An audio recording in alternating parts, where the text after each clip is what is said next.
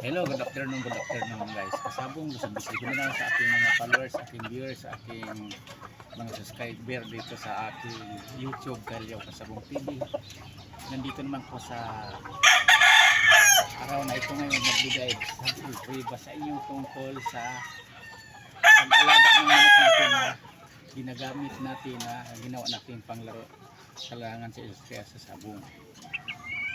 Bago ipagpatuloy ko pasabong ang topic natin ngayon tungkol sa pag-breed o pag-alaga sa ating manok, kung paano natin makamit na hindi tayo laging talo, lamang tayo sa panalo. Magpasalamat muna po sa inyo nga sa aking mga subscribers. Thank you sa inyo sa pag-subscribe sa aking YouTube Kalyaw Kasabong TV, sa aking mga followers, sa aking viewers.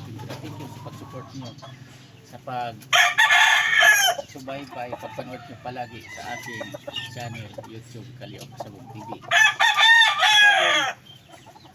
Ito na sinasabi ko sa inyo nga ang naging content ko, ang nasasabi ko dito sa aking channel, sa aking mga pinapalabas ng mga linyada sa mga manok na ni sample puriba sa inyo. Lahat yan may katotohanan. Katulad noong pinakita ko sa inyo nandun kinukontent ko sa bahay nga kulay pula, na favorite kong kulay yun. Sa katunayan yun narinig nyo tumitila o nabubuhay siya. Yan ang nanalo noong nakaraang Sabado, gilaban ko San Juan Capit.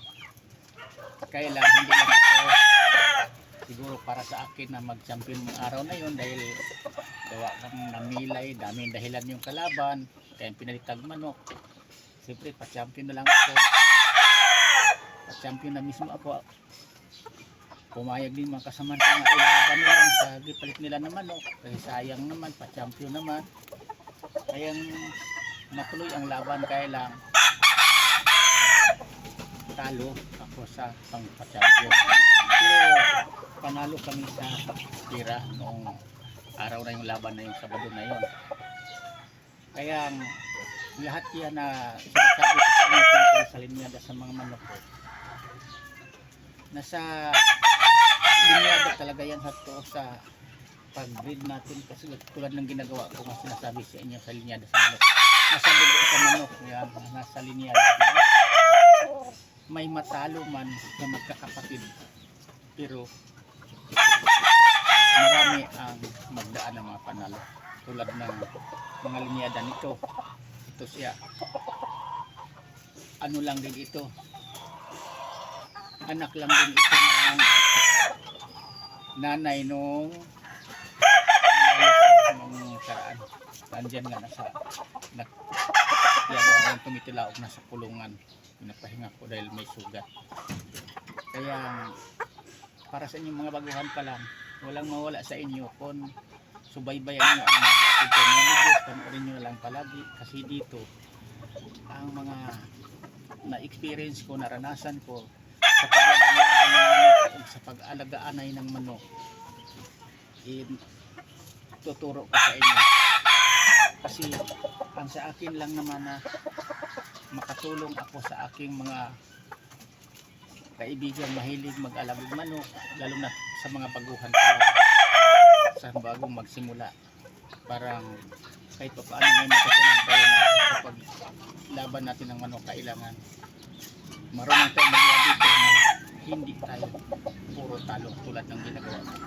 Aminado talaga ako nga may talo tayo, pero sa sarili kong palahing mga manok, kung ako mismo mag-entry maglaban-laban, hindi ako nagpasirit sa inyong interest. May matalo man ako, pero may manalo.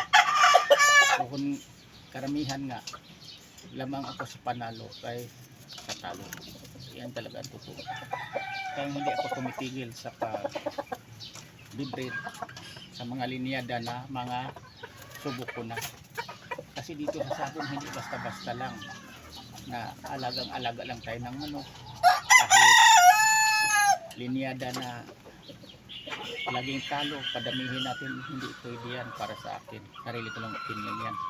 Kasi ako sa totoo lang nag-out, nagbibinta ako. At saka kung di magkasundo sa presyo, hindi ko talaga ipilit kung bibinta ang manok ko dahil nagsasabong na ako.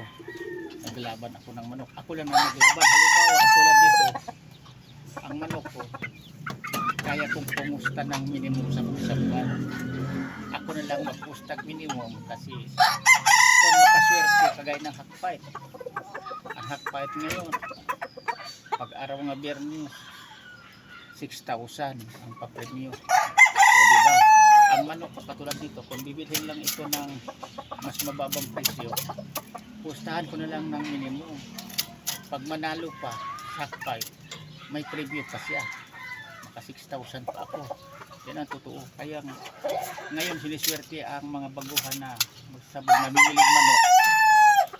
Basta piliin lang nyo ng maayos at saka kilala nyo yung bibilhan nyo ng manok kasi unang laban pa lang bawing-bawi na kayo kasi may papremyo na. Hindi katulad dati na ang mga manok bibili ng mahalin kang manok tapos kung maliit lang ipupusta mo, luging-lugi ka kahit manalo ang manok mo. Pero ngayon kahit bibilhin mo naman ang saktong presyo ang manok, halimbawa tag 3,500, kahit 5,000 ang bili mo, sa isang laban lang yan, i-hakfight mo, may 6,000 na pa-premyo. Kung manalo di maka 6,000 ka plus pusta mo, bawing-bawi ka kagad, tubo ka pa, may panalo ka pa rin. Kung sa kwintadahay sa ngayon, kumpura mo dati, bibili ka ng manok na 6,000, 5,000, tapos pustahan mo lang mamaya ng wala pa nga sa pustahan mo lang ng 3-3, lugi ng lugi ka na. Pero ngayon kung bibili ka ng 3,500 na manok, minimum mo rin sa 3,500 din ang minimum pag hakfight. O pag manalo may 6,000 per win yan, tuwing panalo 6,000.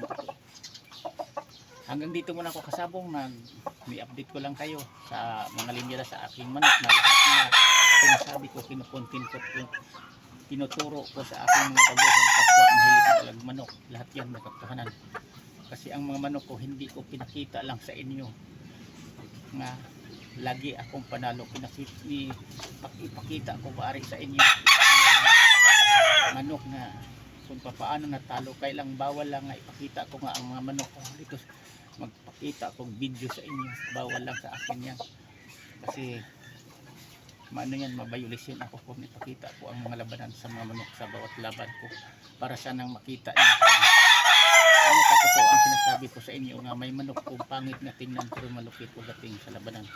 Kagaya nung nilaban ko nung nakaraan nanalo, pangit lang na tingnan yun, sinasabi ko sa inyo may lambi lang yun, pero ang tinalo pugi, mahaba ang buntot, sa akin maiksi lang ang buntot. Yan lang, maraming salamat ulit sa pagpanood. Bukas naman uli, ibang topic naman ang ibibigay ko sa abot bawat isa sa inyo para nga kahit pa paano mayroon tayong matutunan sa akin na pangdagdag sa kaalaman nyo sa pag-alaga ng manok. Yan lang, bye bye.